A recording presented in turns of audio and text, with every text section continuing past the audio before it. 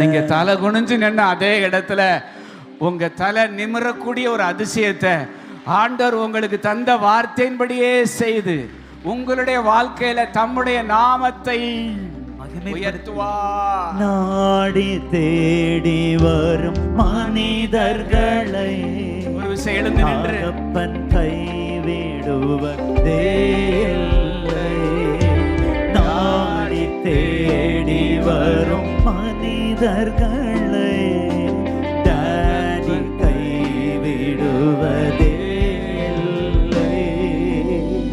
ஒருபோதும் கைவிடுவதே இல்லை. ஒருபோதும் கைவிடுவதே இல்லை. உன்னதமானவர் கையை தூக்கி சரண்டராங்க, அர்ப்பணிச்சுங்க. நூறை வீடும் உங்க கையில விழுந்து உங்க கையில